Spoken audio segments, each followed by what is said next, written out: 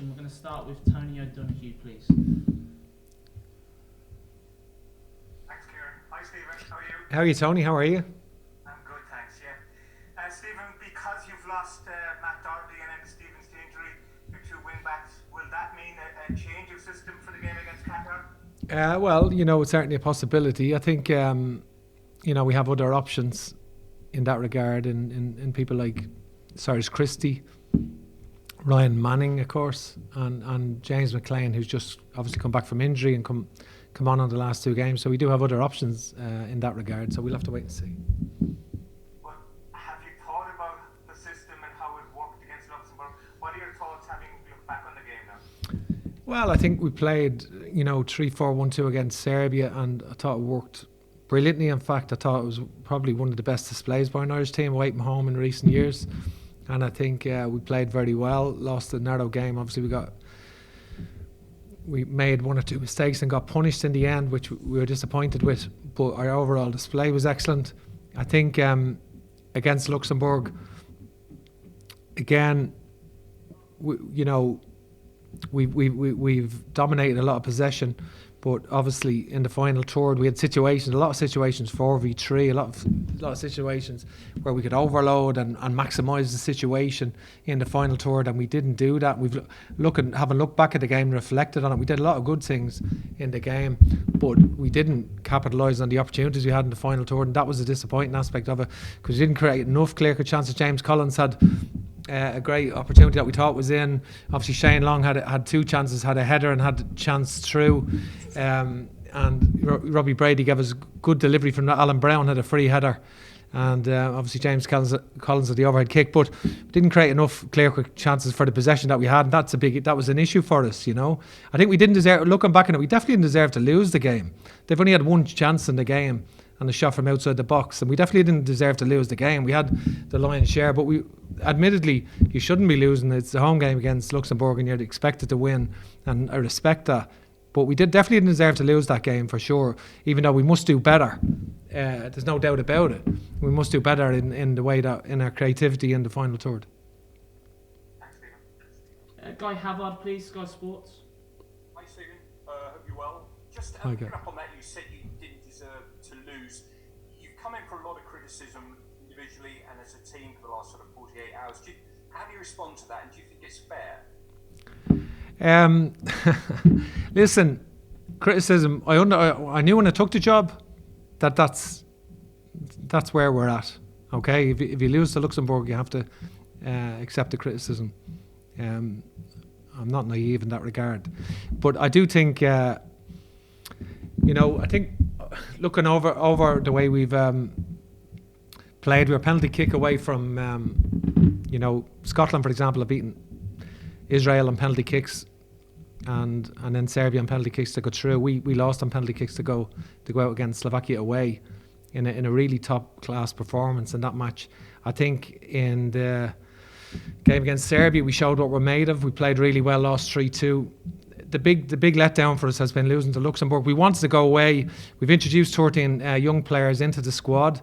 We've introduced incorporating them with some of the senior players that have been in the squad. I think we wanted to go to Spain for 9 days in June, which we are, to work on the whole collective way we want to play, and certainly to work on the spirit of integrating all the players in with all the new players we brought in, and we wanted to ramp that up, and with friendlies against Andorra, of course, and Hungary in June, and that's what we wanted to do, and then bring that into September. But the big letdown has been losing to Luxembourg, and that's been the big disappointment, because Luxembourg, of course, have drew a France, and France went on to won the World Cup.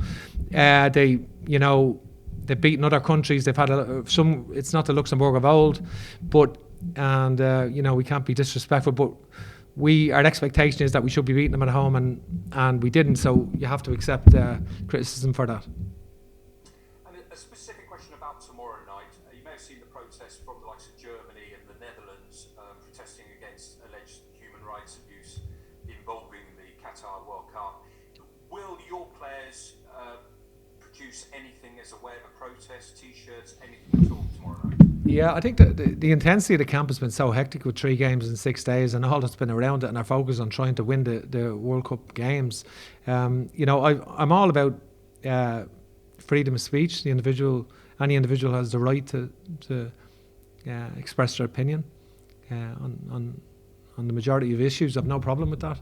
I think there is a clear issue with human rights issues in the building of stadiums in Qatar, and a number of people have died. That's, we can't sweep that under the carpet. That can't be ignored. And I think, initially the Norwegian team and various other teams then have backed that. And I do, they're entitled to do that with good reason. I think, the world, there wasn't, I think, it's not acceptable, for so many people to lose their lives. And the disparity of wealth, between rich and poor, to have people living in conditions of squalor and people dying is, in those conditions overall is not acceptable.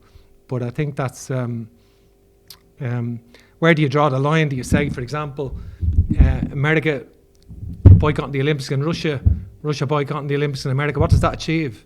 We're not sure. We're difficult. Even years later, we still haven't really gauged a measurement of what that actually achieved. So, is it the handing out of the World Cup initially? Is that the problem, the Qatar, or is that should teams refuse to go and players refuse to play? And those are different matters. It's a broader picture then in sport. What other countries do you pick and say you can't do that? And what other? So it is very, very complex issue, and something that needs a wider debate maybe. Does that mean that you will or you won't be protesting tomorrow? I don't know if the players are. I haven't discussed it with them. I leave that to themselves, if whatever they want to do. I've nothing planned from my point of view. Thank you very much. 42, please. Hi, Stephen. To bring it back to football, unfortunately, obviously the reaction in Ireland to the Lux. Oh, sorry. No, you can't. Is that gone? There you go. Okay, sorry. The reaction here, Stephen, has been very downbeat to the result against Luxembourg. What can you do tomorrow night to end the camp on a more positive note? What's success in that regard, or can there be success in that regard in a friendly match? Yeah, I think there's no points. We know that there's no World Cup points in the game. It's our 3rd game in 6 days with 2 trips. Obviously, flying to Serbia, coming back, getting ready, jumping back on a plane to Hungary, getting back out, getting ready.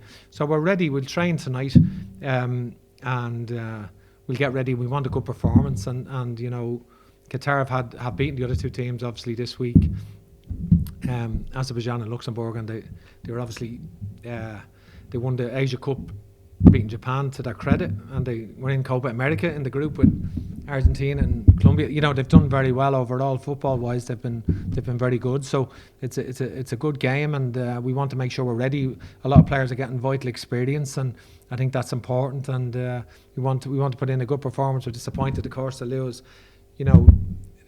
That's something we're all aware of. That is a huge disappointment from losing the game the other night. So we want to put that. We want to sort of, as you say, finish on a better note. And finally, for me, Stephen, do you see tomorrow night's game as a chance to give minutes to those perhaps more experienced players who haven't featured in these last 2 games? Yeah, I think there will be changes in the team, of course, and I think one of the things that we found is that some players that weren't playing.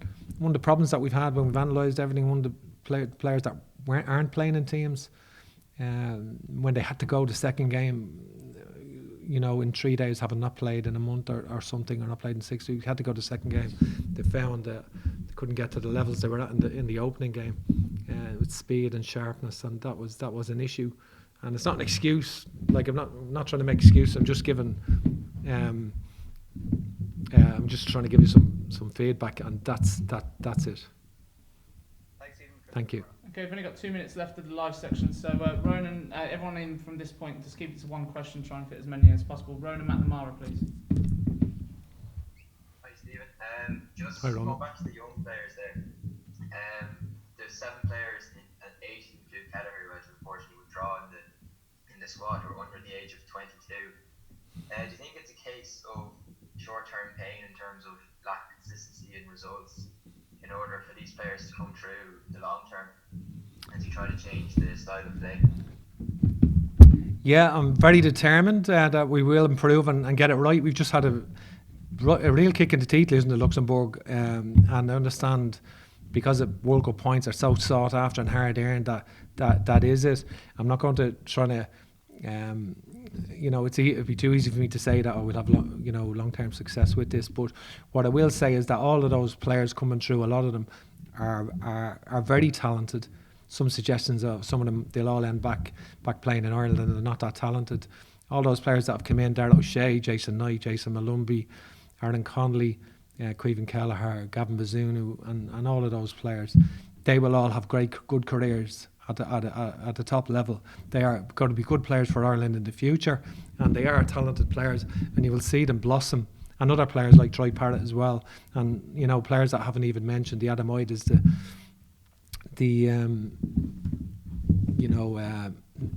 young Nathan, and I think we've got a whole lot of players coming through, and I think that's a real positive in relation to. But I do think it's not just long term. I think we've been good, and we can be good in this campaign. We were very good against Serbia.